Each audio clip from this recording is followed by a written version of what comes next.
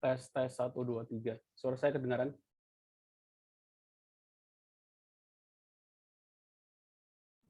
Tes, tes, 1, 2, 3. Kedengar, Pak. Oke, kita mulai saja ya perkuliahan kita hari ini.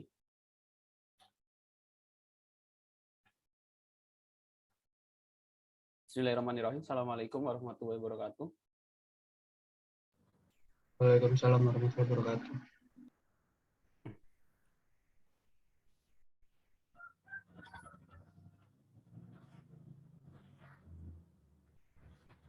Oke, alhamdulillah di siang hari ini.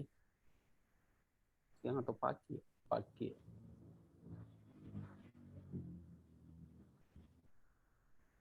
Ini tumben yang masuk, yang baru login udah baru 6 orang. Yang lain kemana ya?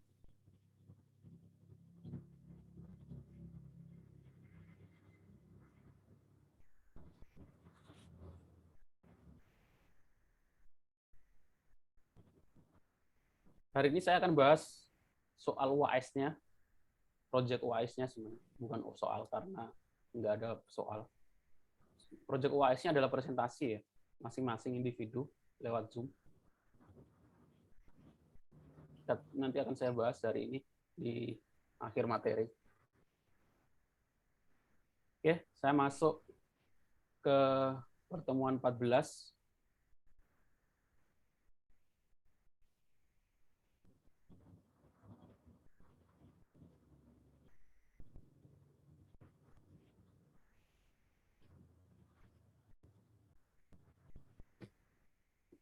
Oke, hari ini pertemuan 14, minggu depan adalah pertemuan terakhir, ke pertemuan 15.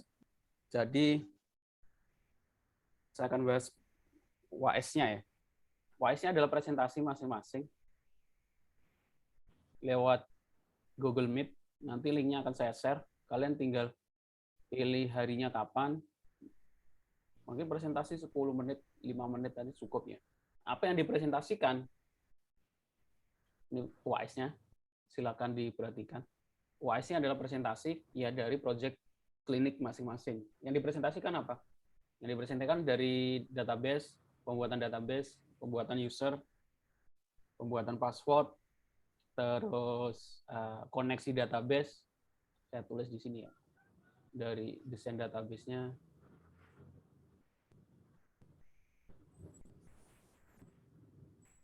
Terus privilege.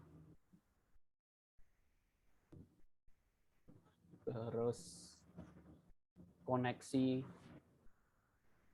menampilkan data,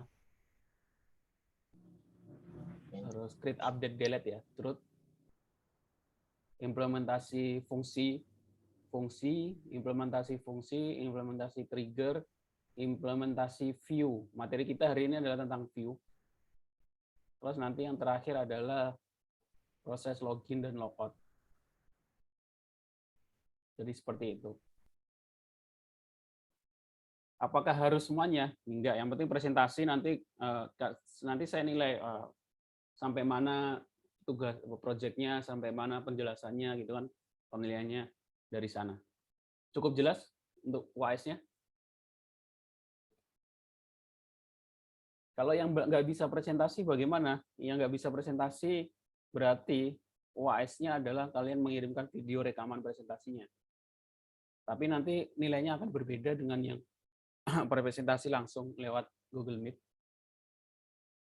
Terus pendaftarannya bagaimana? Pendaftarannya di link yang akan saya kirimkan. Pendaftarannya di sini. Saya kirim di grup WhatsApp ya.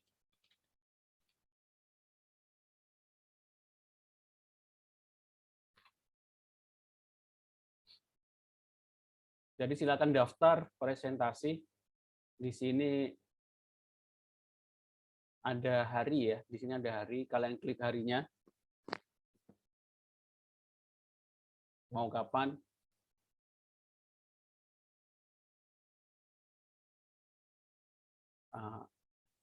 Pokoknya ini Senin. Kalian pilih ini Senin. Ini Sunday itu hari apa ya?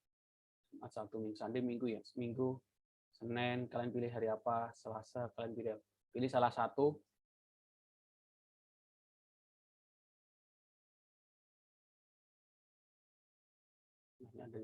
6:30 pagi banget.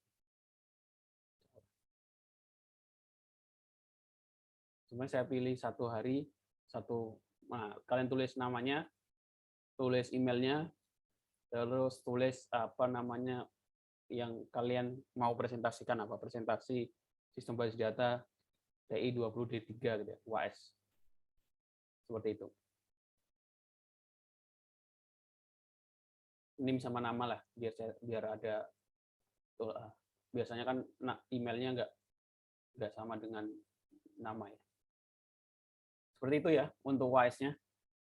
Jadi ya paling 5 menit 10 menit presentasi. Belajar presentasi sendiri-sendiri. Jadi silakan disiapkan dari materinya, dari laptopnya, kalau bisa sih kameranya on, dari speakernya. Oke, ada yang mau ditanyakan? Pak, izin bertanya, Pak. Ya, silakan. Itu kalau misalkan nggak bisa presentasi, itu kan ngirim video, Pak. Itu kita upload ke YouTube terus kirim link atau bagaimana? Ya, diupload di YouTube, terus link sama laporannya kalian kirimkan di ketika UAS di kampus. Untuk yang sudah presentasi, nggak perlu ngirim video, cukup link GitHub aja. Seperti itu ya. Baik, Pak. Terima kasih, Pak. Ya, otomatis, tapi yang presentasi nilainya akan ada poin plus daripada yang tidak presentasi. Ya, ada selisihnya. Memaksa kalian berlatih untuk presentasi, termasuk juga presentasi online, disiapkan kameranya, speakernya, biar nggak ini terganggu nanti. Cukup jelas ya? Jadi proyeknya sampai mana kalian lanjutkan, walaupun nggak saya jadikan tugas, dan terakhir itu menampilkan data, terus dipisah, terus minimal ya, saya jalankan punya saya dulu.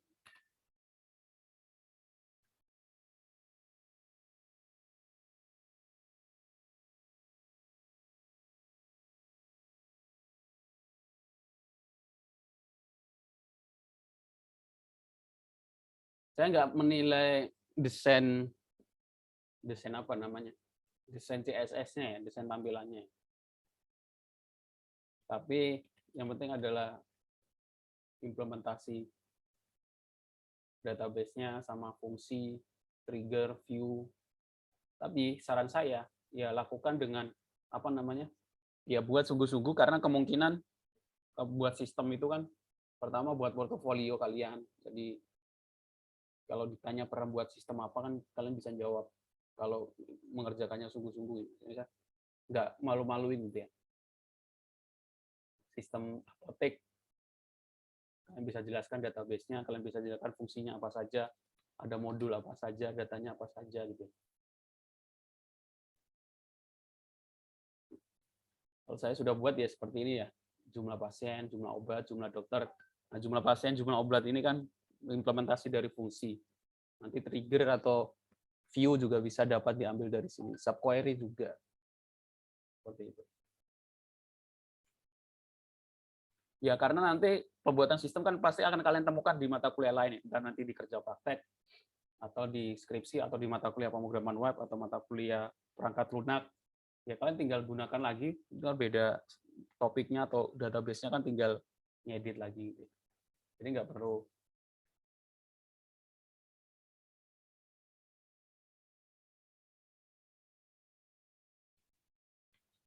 buat lagi dari awal gitu, kayak fungsi login, nampilin data, koneksi kan kalau tetap pakai PHP kan sama ya.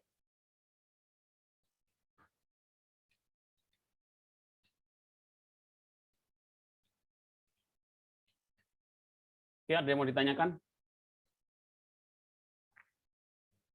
Ada yang mau ditanyakan? Nggak ada? Tidak ada, Pak.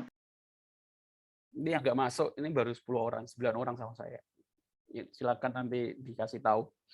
Terus, saya kira waktunya cukup panjang ya. Sekarang kan pertemuan 14 ya. Pertemuan 14, minggu depan pertemuan 15.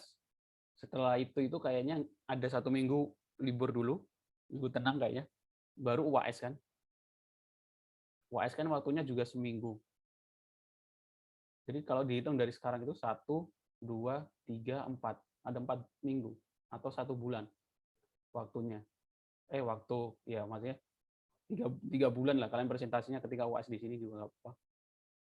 3 minggu dari sekarang sih saya kira cukup ya. Kan nggak buat dari awal. Desain database-nya kan sudah dibuat dari ketika UTS. Terus kalau sudah ngerjain tugas 5, tugas 6 kan sudah ada koneksi dan menampilkan data. Oke. Oke, sebelum saya masuk materi tentang view, saya mau bahas dulu tentang tugas sebelumnya. Ada beberapa masukan yang harus saya sampaikan. Karena ini masalah sepele, tapi nanti akan jadi hal yang krusial. Jadi saya lihat ada yang mengerjakan tugas 5 atau tugas 5 kayaknya itu. Tugas 6 ya. Tugas 5. Yang menampilkan data, koneksi dan index.php ya. Tapi menggunakan huruf besar seperti ini. Index.php, koneksi.php. Ini tidak disarankan ya menggunakan huruf besar. Kenapa? Ada yang bisa jawab? Kenapa tidak disarankan? Ada yang bisa jawab kenapa tidak disarankan?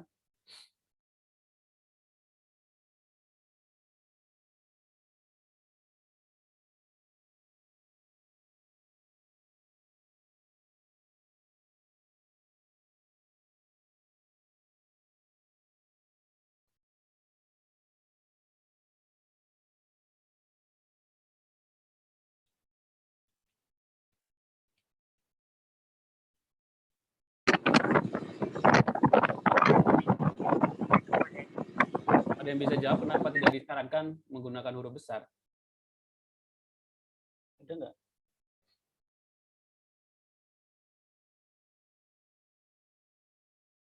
Nggak ada?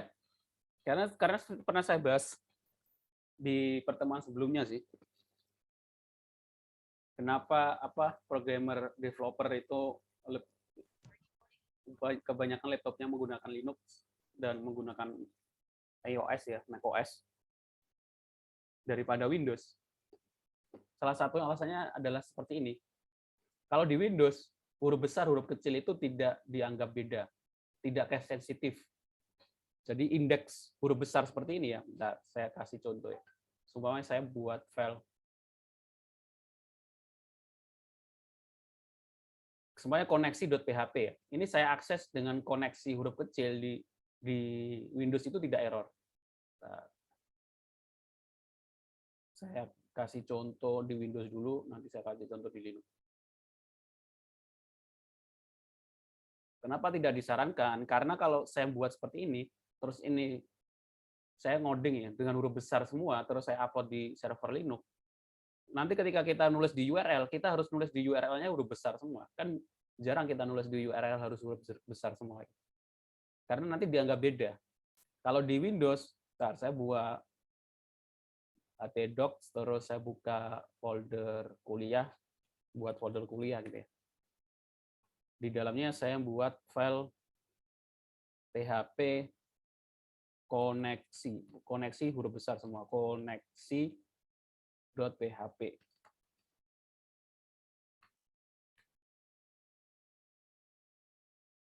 Terus saya isinya koneksi gitu ya. Kalau saya buka di browser localhost koneksi kuliah dulu, localhost kuliah, dalamnya kan ada folder koneksi ya. Nah, kalau saya akses dengan koneksi.php huruf kecil, dia tetap bisa, nggak error. Tapi kalau di Linux ini akan error, akan muncul halaman file not found atau file tidak ditemukan. Karena kalian ngakses koneksi huruf besar, koneksinya itu huruf kecil, tapi filenya adalah koneksi huruf besar. Bisa dipahami? Bisa, Pak. Bisa ya. Kalau nggak diingatkan dari sekarang, saya yakin nanti sampai kalau kalian buat sistem terus terjadi seperti itu akan error, banyak errornya, apalagi kalau variabel gitu ya. Harus ganti variabel satu-satu kan. Saya langsung contoh ke kenapa? Karena 98% server itu berbasis Windows ya. Berbasis Linux ya. Jarang yang server itu Windows karena berbayar, beli lisensi. Saya kasih contoh ya. Saya masuk ke cPanel saya buka folder, saya buat folder di website saya. Saya buat folder koneksi biar sama folder kuliah tadi. Folder kuliah. Saya buat folder kuliah. Nah, ini kan kosong ya. Saya masukkan di sini, saya buka buat file koneksi huruf besar. Koneksi.php.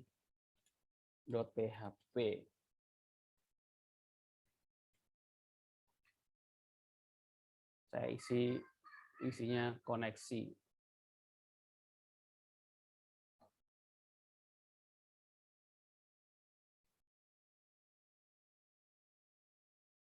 Ini saya buka. Nah, ini kan koneksi.php. Kalau saya tulis di sini koneksi huruf kecil, koneksi.php, dia akan memunculkan error. Nah, sorry we can find the page. File not found 404 ya.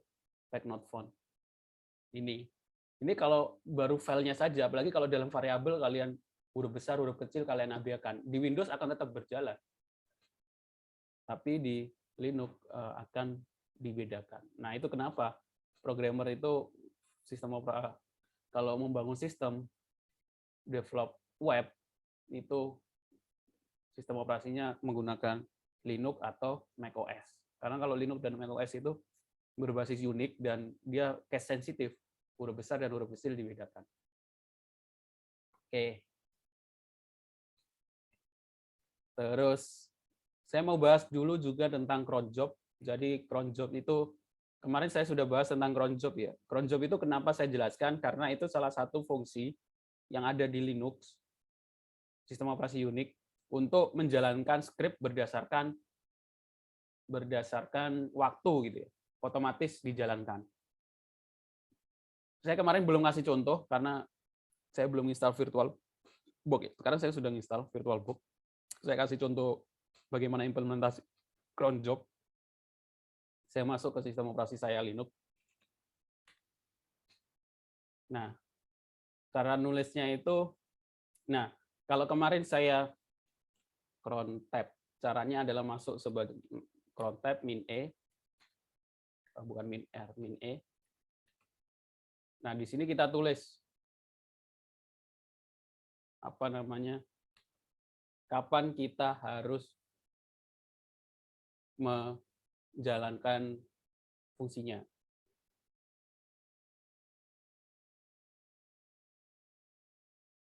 Kemarin saya sudah buat,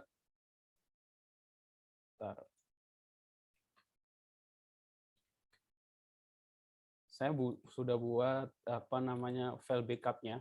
Jadi file backupnya, sintak backupnya itu kita tulis di sebuah sintak binbash namanya. Binbash itu sintak untuk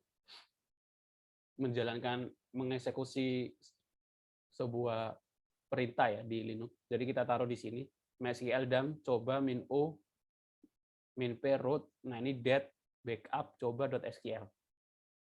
Kita taruh di sini, kita save sebagai backup.sh. Baru kita masuk ke cron tab min e. Kita tulis di bawah. Kita tulis tiap ini sekarang menit ketiga.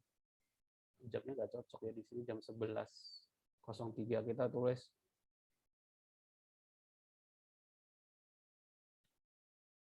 5 menit ke-5 jam 00.01.234. Terus sintaknya kita yang taruh mana kita jalankan home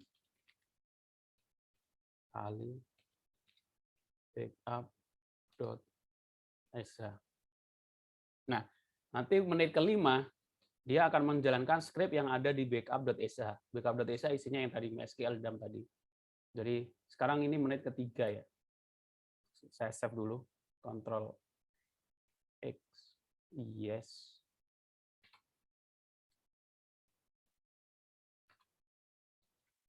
Nah, nanti akan muncul file backupan seperti ini. Tahun, bulan, hari, jam, menit, backup, coba.sql. Ketika menitnya sudah menunjukkan lewat jam 5 ya. Sekarang menit ke-5. Tadi kan saya tulis menit ke-5. Ini contoh dari kelas yang sebelumnya D1. Jadi seperti itu. Jadi kalau kita mempunyai server, kita akan akses server di sebuah server dedicated server gitu ya, Linux gitu ya. Ya cara ngaksesnya seperti ini. Jadi kalau kita pengen ngecek posisi, terus buat directory, mkdir gitu ya. Terus pengen menjalankan Apache, ya kita semuanya sistem ctl start Apache 2. Baru kita buka. Nah, kita cek server kita itu IP address-nya berapa. Hostname min.i 192.168.118. Nah, ini kita bisa akses di sini 192.168.118. Nah, Apache-nya belum start.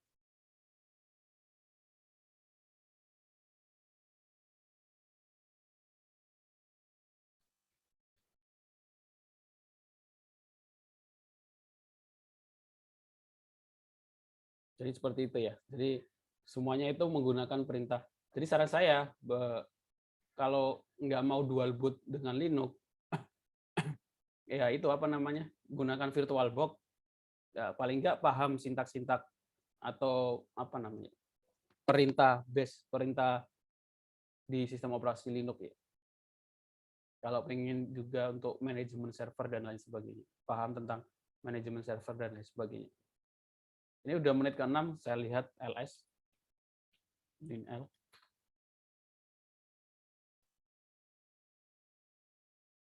Nah, harusnya ada file baru di sini, backup waktu sekarang. Sekarang tanggal berapa nih? 18 ya. Akan muncul file baru dengan backup.sql. Nah, sehingga nanti kita tinggal pilih mana yang backupan hari berapa, hari tanggal jam berapa gitu. Tapi ini masih ada masalah gitu ya. Masalahnya apa? Karena file backupannya kita taruh di sistem yang sama. Jadi kalau sistem yang terjadi error itu adalah di sistem, ya file backupan ini juga ikut hilang gitu ya. Masih ada satu perintah lagi yang harus kita jalankan gitu ya. Setelah backup, kita juga harus punya perintah otomatis untuk file backup ini kita kirim ke host yang lain. Bisa dikirim ke Google Cloud, bisa dikirim ke Mediafire gitu ya, bisa dikirim ke server lain. Sehingga kalau server ini error, backupan SQL ini ada di tempat lain gitu. Jadi nggak cuma harus backup, tapi harus dikirim ke tempat lain, entah lewat email atau diupload ke Google Drive atau Google Cloud gitu ya. Seperti itu. Itu juga bisa jadi topik skripsi tentang backup otomatis, dikirim otomatis lewat Google Drive dan lain sebagainya. Ini bisa topik skripsi. Topik skripsi nggak cuma tentang data science, tentang pembuatan sistem gitu ya. Masalah backup, masalah keamanan jaringan dan lain sebagainya juga bisa. Oke. Selanjutnya saya masuk ke topik view. Sebenarnya view ini hampir mirip seperti subquery. Nggak terlalu banyak juga materinya. View ini hampir mirip seperti subquery. Jadi di dalam MySQL, view dapat didefinikan sebagai tabel virtual. Jadi nanti kalau kita buat view akan muncul seperti tabel kalau dicek di phpMyAdmin atau dicek di database manager yang lain, dia akan muncul sebagai tabel, mirip seperti tabel. Tujuannya apa pembuatan view itu? Tujuannya adalah untuk kenyamanan, mempermudah penulisan query, ini yang paling sering, biar tulisan query-nya nggak panjang, hampir mirip seperti subquery. Untuk keamanan, menyembunyikan beberapa kolom bersifat rahasia. Jadi tabel view itu tabel virtual, kolomnya nggak muncul. Bentar, saya kasih contoh. Saya buka punya lokal database saya yang ada subquery, ada view-nya di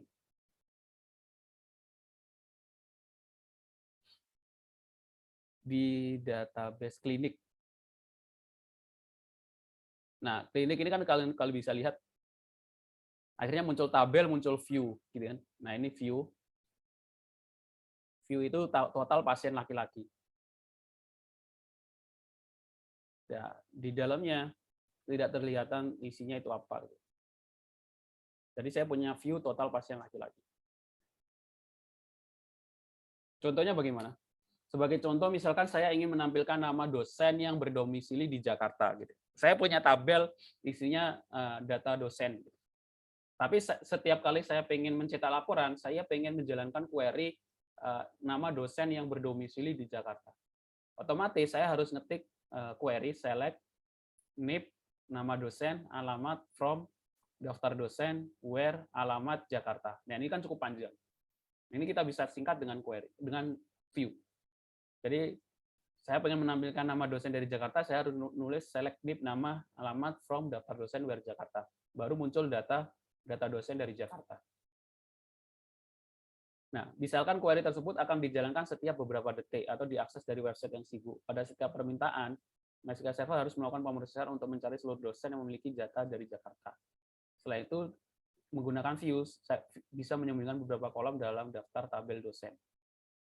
Nah, dengan menggunakan view, kita nggak perlu menjalankan query yang panjang tadi, tapi cukup select bintang from nama view.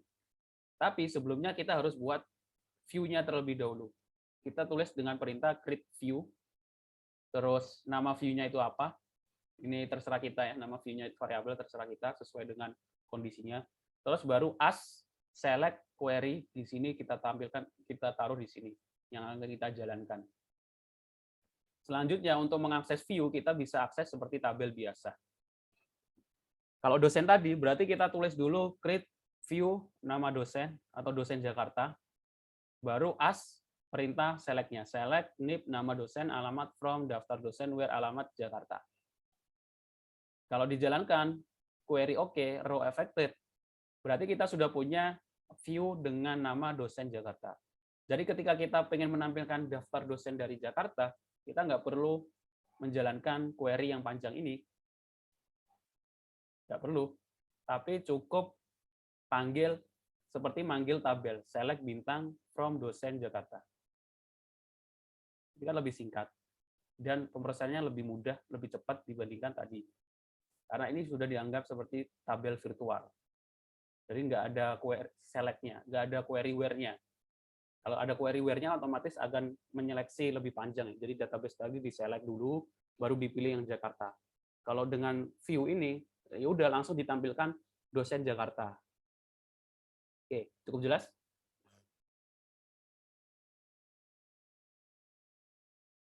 Sampai sini ada yang mau ditanyakan?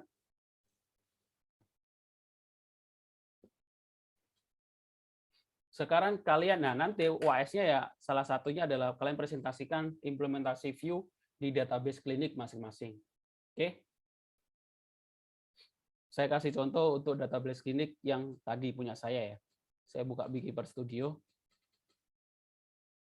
Jadi semua tugas yang harusnya kalian kerjakan itu semuanya juga saya kerjakan gitu. Jadi kalau ada alasan nggak ngerjakan apa susah dan lain sebagainya, itu harusnya bukan alasan. Karena saya juga ngerjakan itu. Dan sudah saya kasih contoh. Supaya di sini saya tabel klinik, saya select from pasien. Ini data pasien. Saya pengen menampilkan pasien yang data pasien, bukan data pasien. Saya contoh di sini, saya pengen menampilkan total pasien yang berjenis kelamin laki-laki. Otomatis kan select count as total laki-laki from pasien where jenis kelamin laki-laki kan. Query-nya akan panjang seperti ini kalau tanpa view ya. Nah, total laki-laki 2. Terus saya buat view dengan create view total laki-laki, total pasien laki-laki, as select count, as total laki-laki from pasien where jenis kelamin laki-laki. Ini sudah saya buat kemarin. Akhirnya muncul ini. Makanya muncul di sini sebuah virtual tabel. Ini total pasien laki-laki. Jadi ketika saya ingin menampilkan pasien berjenis kelamin, total pasien berjenis kelamin laki-laki, saya nggak perlu menjalankan query yang panjang ini. Cukup saya jalankan select bintang from total pasien laki-laki. Oke. Cukup jelas?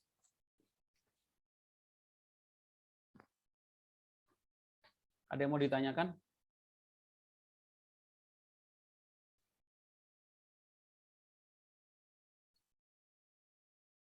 Sudah ada, Pak. Nggak ada ya. Jadi silakan dipraktekkan nanti ketika presentasi, kalian presentasikan implementasi view di sistem masing-masing. Karena contohnya juga sudah ada. Tapi jangan sama seperti saya. Kalau sama kan berarti nggak buat gitu ya, tinggal ngikutin. Ada banyak yang bisa diimplementasikan view di sini.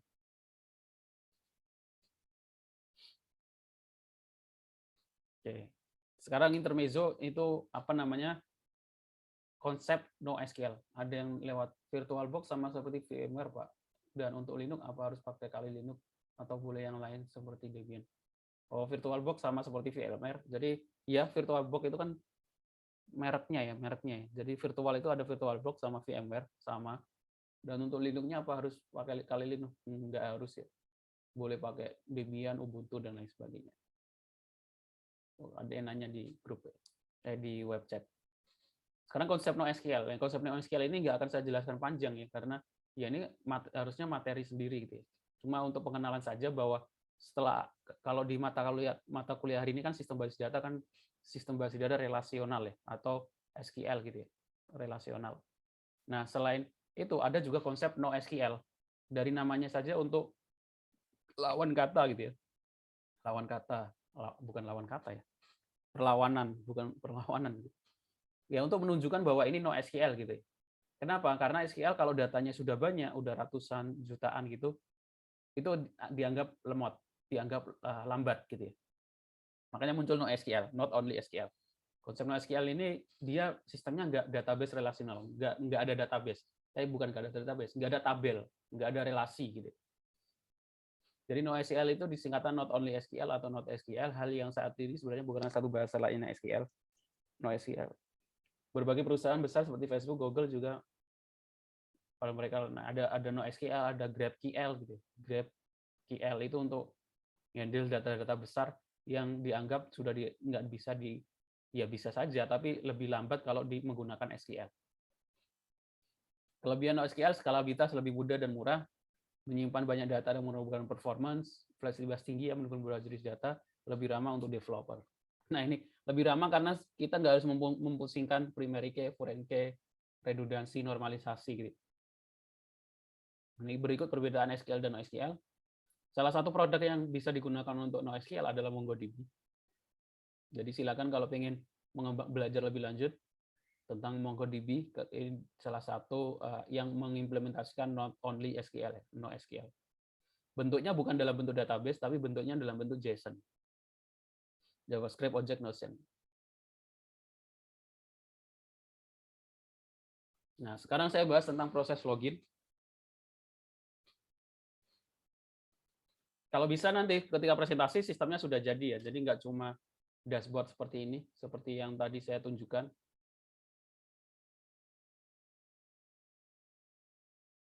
Ya, ini kan masih kurang, nanti harus ada login-nya. Dari pertama kan harus login, logout, baru masuk ke dashboard gitu ya.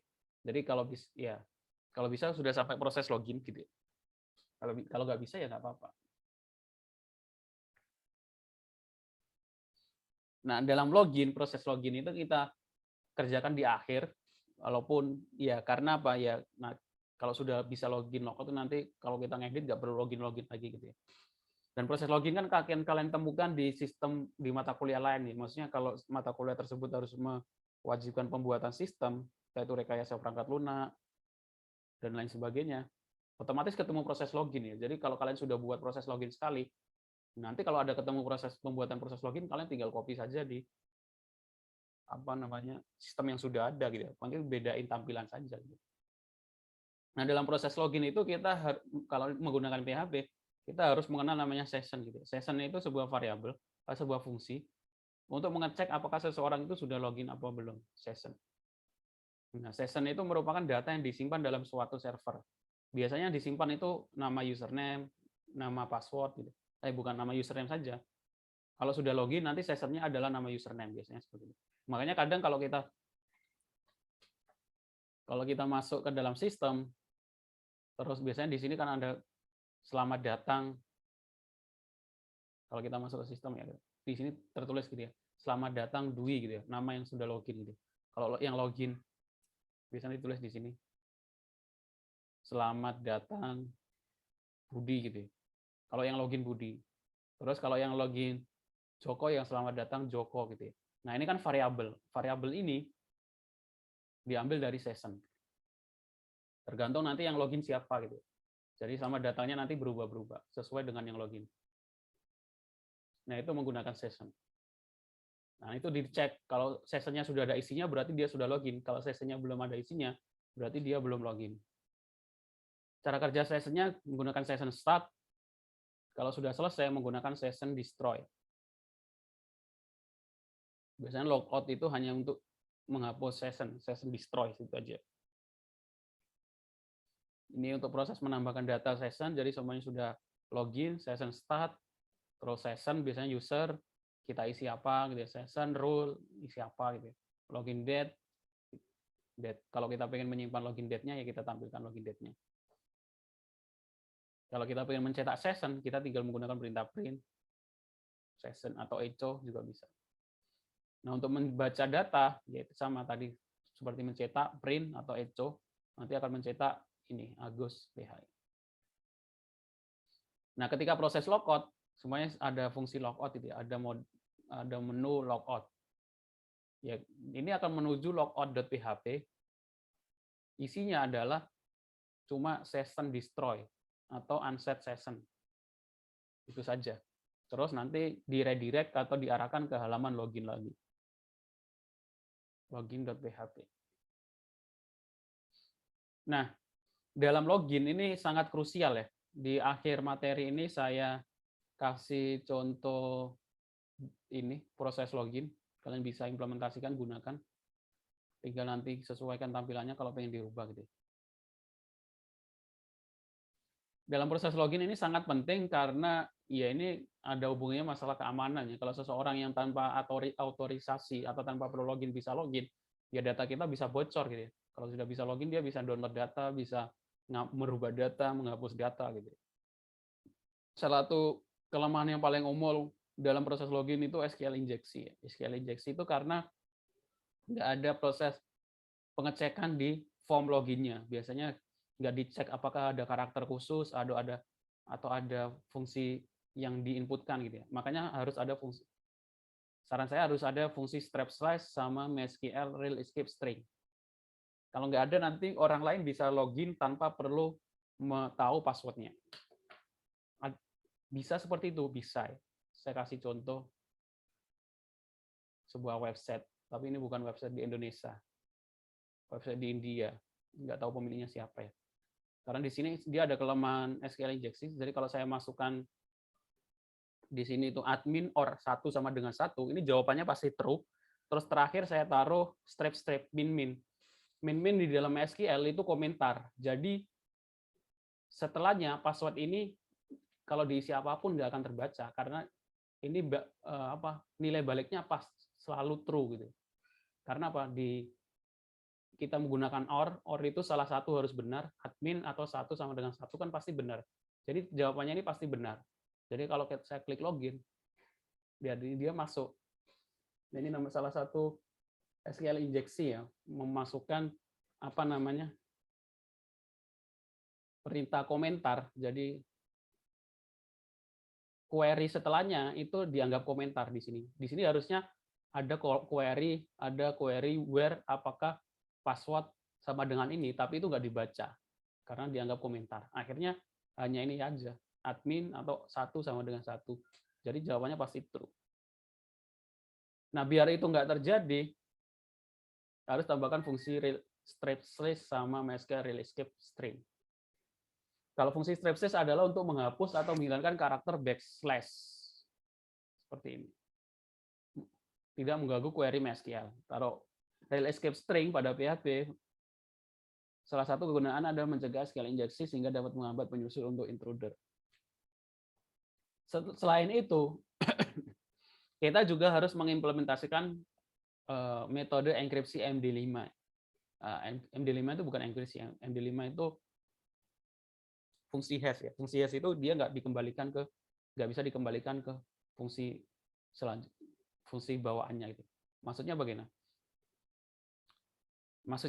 Jadi di database klinik kemarin, di database klinik itu kan ada tabel user ya. Ada tabel user. Agak loaded. Saya tulis di sini.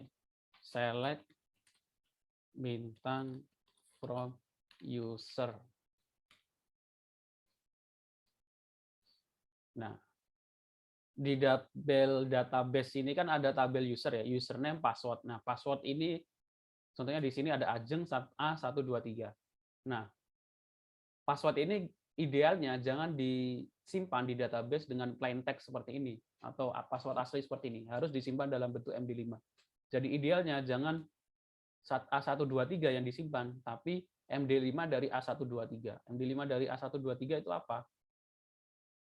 Kita bisa, saya kasih MD5 encrypt online.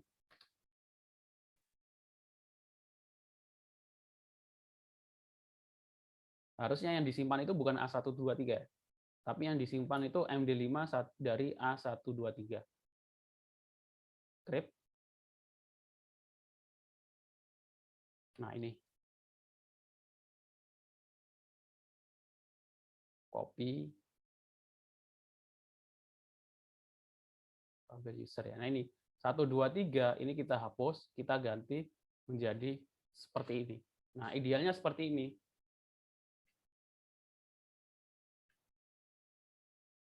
Nah, kalau seperti ini kan, seumpama password ini bocor, database user ini bocor, Desi passwordnya nggak ketahuan passwordnya apa. Awan ketahuan passwordnya apa, Indik nggak ketahuan passwordnya apa. Nah, MD5 ini nggak bisa dienkripsi, nggak bisa didekripsi karena dia hash atau one way function. Hash ini kalau kalian paham mempelajari tentang blockchain itu pasti tahu ya hash. Hash itu fungsi yang ditebak ketika melakukan mining, fungsi hash. Jadi nebak-nebak sebenarnya kalau dalam blockchain mining ini. Nebak-nebak fungsi hash nilai ini tadi.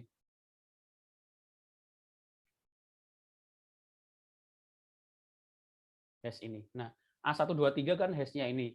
Nah, ini itu nggak bisa dikembalikan ke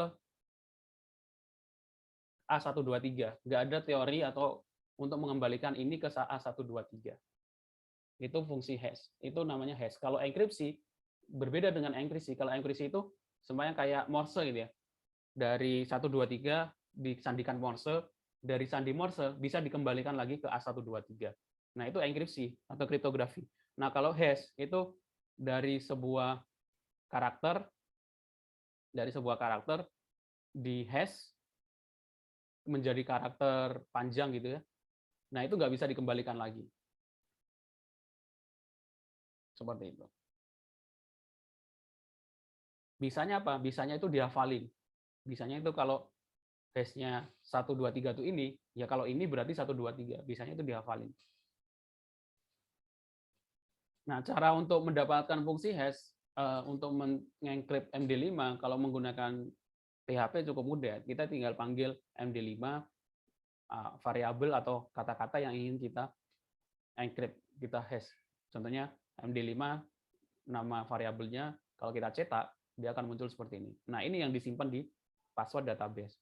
Jadi walaupun admin pun nggak tahu password username user yang ada di sistemnya. Makanya kalau ada forgot password, biasanya itu nggak langsung dikasih tahu password kamu adalah ini, tapi dikasih link untuk memasukkan password yang baru.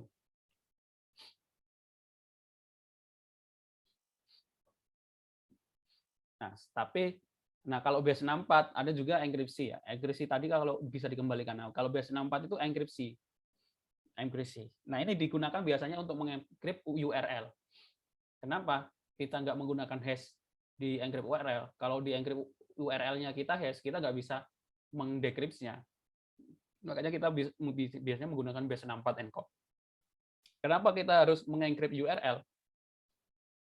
Ini teorinya untuk encrypt decrypt base64. Jadi pertama ini tabel base64 encode. Ini apa namanya? Kuncinya gitu ya. Semuanya saya punya kata MAN. M itu nilai aslinya 77, A itu nilai aslinya 97, N itu 110, binary-nya ini. Setelah itu dia digabungkan. Setelah digabungkan dibagi menjadi 6 karakter. Setelah dibagi menjadi 6 karakter, dia menjadi 4 karakter. Habis itu diambil nilai desimalnya.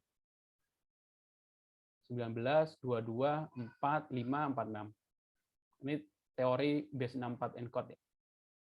Jadi pertama itu diambil nilai aslinya berapa, terus dari asli itu di-convert ke binary 8 bit. Dari sini semuanya itu digabung menjadi 1, kemudian dibagi 6, akhirnya menjadi 4 karakter. 4 karakter ini 19 menjadi didesimalkan 19, 22, 5, 46. Setelah itu tinggal diambil 6 pakai tabel tadi 19 itu untuk karakter apa? 4, 22 karakter apa? 5 karakter apa? 46 karakter apa? Akhirnya enkripsi dari base64 MAN adalah TWFU. Nah, dari TWFU ini bisa dikembalikan lagi ke MAN. Caranya ya ini. U itu dari tabel karakter 64 itu apa? 46, 5, 22, habis itu dibinarikan, habis dibinarikan dibagi 8, akhirnya muncul MAN. Nah, ini baru enkripsi. Kalau enkripsi bisa didekripsi, bisa dikembalikan. Kalau hash nggak bisa. Nah, kenapa kita mengenkripsi URL? Untuk menyembunyikan biasanya ID. Kalau kita menggunakan metode post gitu ya, dan get gitu kan, biasanya kita ngirim ID-nya kan, ID berapa gitu kan. Contoh PHP ID 17.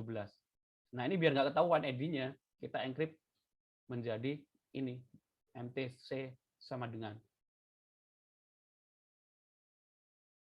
Jadi tujuannya, nah kalau kita menggunakan hash di sini, dari sini kita nggak bisa encrypt lagi, gitu, nggak bisa decrypt. Jadi 17, kalau user kan biasanya bisa ngelihat URL ya, tapi dia nggak, kalau nggak kita sembunyikan, kan kalian perhatikan kalau di sistem kalian yang edit itu kan muncul ID-nya di atas. Nah itu supaya nggak ketahuan. Ini fungsi base64 encode. Ini sebenarnya masa materi pemrograman web. Ini contoh encode di PHP, cara menggunakannya tinggal base64 encode gitu aja. Sama seperti MD5, tinggal tulis MD5. Fungsi MD5 sudah ada.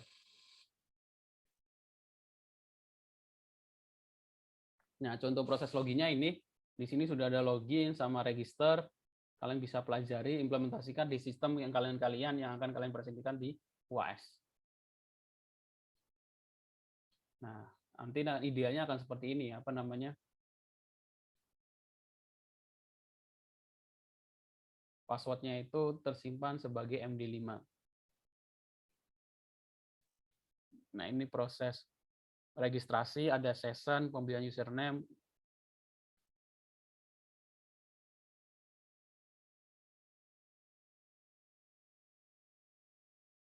Oke, sampai sini ada yang mau ditanyakan?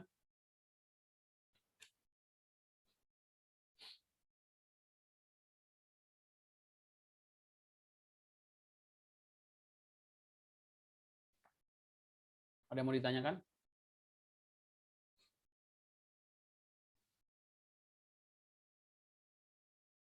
Tidak ada, Pak. Tidak ada ya. Jadi silakan dipersiapkan. Kalau ada yang mau presentasi minggu ini juga boleh. Jadi biar saya nggak numpuk-numpuk juga kalau ada yang sudah siap. Kalau ada yang presentasi minggu depannya juga boleh, minggu depannya lagi sampai UAS ya. Oke, kalau nggak ada pertanyaan, saya cukupkan perkuliahan kita hari ini. Terima kasih untuk yang sudah datang. Saya akhiri. Assalamualaikum warahmatullahi wabarakatuh. Salam warahmatullahi wabarakatuh. Waalaikumsalam warahmatullahi Masuk Pak. wabarakatuh. Terima kasih Pak.